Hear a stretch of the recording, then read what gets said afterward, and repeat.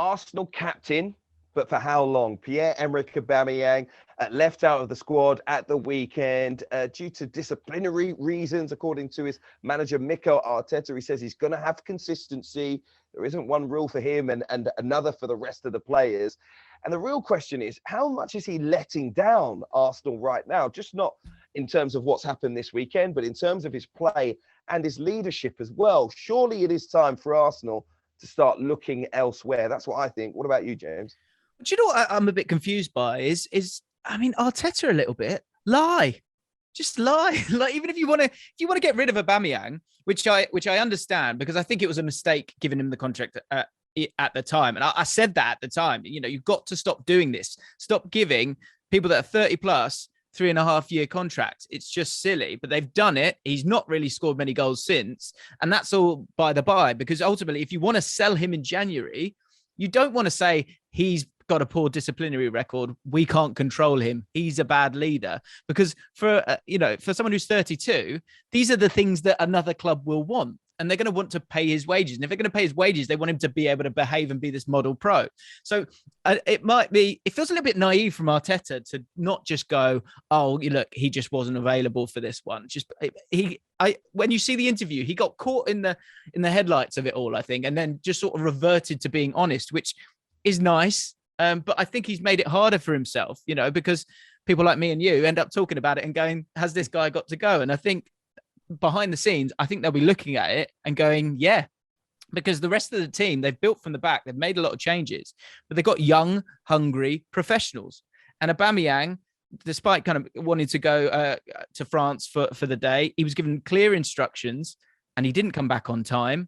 And he's a professional footballer. He's got to be doing these things. So the bigger problem here is, if you want to get rid of him in January, what does that leave you with for the rest of the season when you're trying to get into Europe again?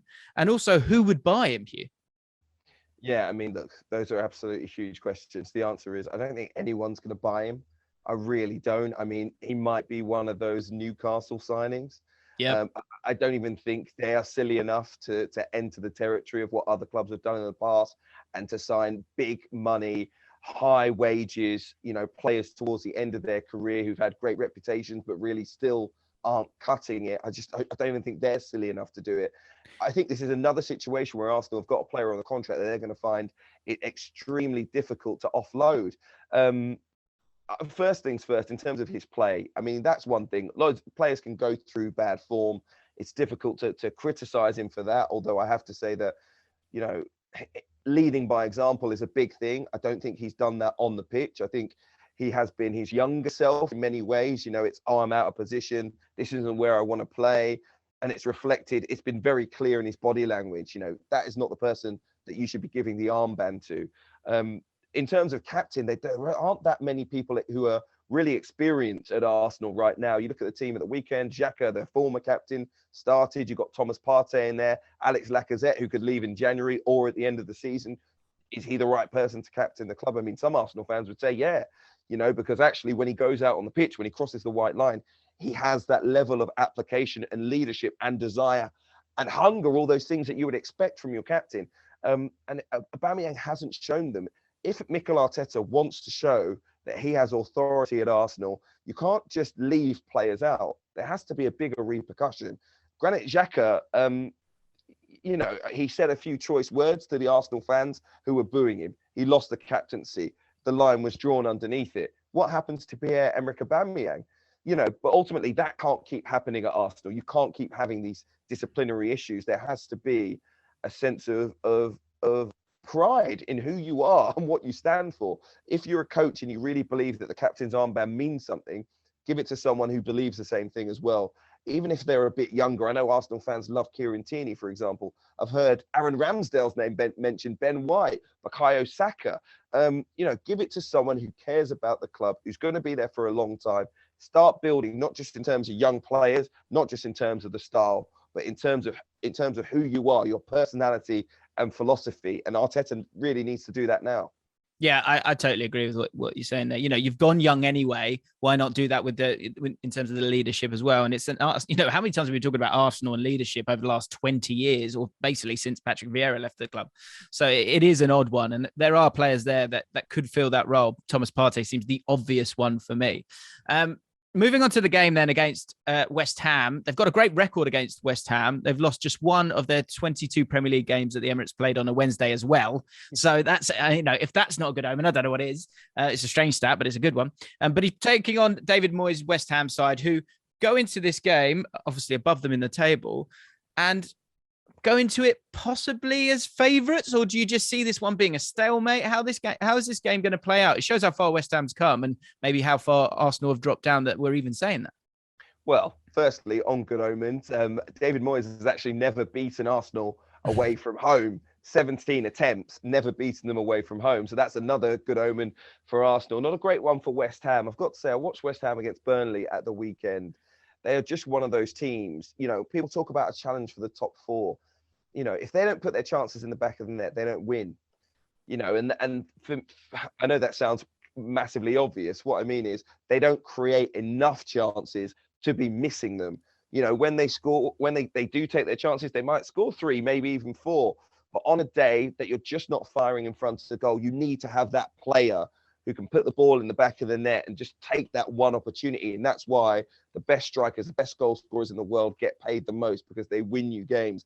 I don't think West Ham have that player right now. Yeah, they could put in another great performance and win the game, but when everything clicks, we know they're a great side. But when it doesn't click, when it's just not working, like it just wasn't working against Burnley, you felt like it was a mid-table West Ham. You don't want that. They played well in periods, but you need to have a key player that can win you a game. And does that mean in January they go out and sign someone? For me, yes, it does. I know a lot of West Ham fans, they think they should keep the faith with Mikel Antonio because he's done so well for them. But he's not a natural centre forward, even though he's been always improving. He has scored goals for them. They need someone who can really chip in with goals. It can't just be about players from midfield, because the chances, we know, drop to that man up top. I'm not blaming him because I don't think it necessarily clicked for West Ham at the weekend. But like I say, where's the match winners? Where are the match winners? Because the other big clubs, the other teams going for the Champions League, they have that player. And that's the thing that I think might hold West Ham back in a game like this away at Arsenal. But I think you're right. They probably should be favourites. When it clicks, they are the better team. When it doesn't click for them, Arsenal at home, we know if it goes well, they start games with blistering pace. They could go 2-0 up against West Ham, and it's a very difficult place to be. Yeah, I'm intrigued by this one. I think it could be a cracker of a game, because what I'd really love to see is both teams have a real go at each other. When it gets to that point, I look at the two teams in terms of their form, and I start to think this is one of those little tests along the season of what kind of character does this Arsenal team have? Because we know that West Ham certainly have that. They have that leadership as well within the team, like some Declan Rice and such. So I think it'll be a cracker. I think there could be a few goals in this one. And I'd like to see how far Arsenal have come in this game. But I guess they'll be going into the game maybe not playing their star striker. Is it going to be Lacazette? There was a great team goal for them, so they can play without him. Odegaard as well scored in his last 3, so they'll be looking to him to break down and unlock the key of West Ham's defense in this game as well. In terms of a prediction for me, I just think every time we expect West Ham to sort of bend and break, they don't. They keep showing what they've got, and I think they might do the same here. I think they might sneak a victory or at least come away with a draw in this game. And that doesn't mean it's a devastating result for Arsenal. I just think this is a really good West Ham team, even though they are looking a little bit jaded at times. So I'm going to go for a 2-2 draw in this game. What do you think, Hugh? I'm going to say 1-1. I think a draw as well. I think the home crowd expect a lot after the performance at the weekend. I think Southampton maybe allowed Arsenal to understand how it works when it clicks. You know, they played end to end. They scored a goal end to end. I think Arteta will be saying to them, that's what happens when we're crisp with our passing and we're confident in our play. The fans will expect a little bit more of that against West Ham. And a draw, by the way, for Arsenal, I think is a great result. I think that is a great result because West Ham are a very good team. I think the home crowd make the difference. And yeah, 1-1 draw. Hi guys, James Alcott here from ESPN's Football Forecast. Thank you for watching. If you've enjoyed the video and you want to check out more, make sure you subscribe to ESPN UK.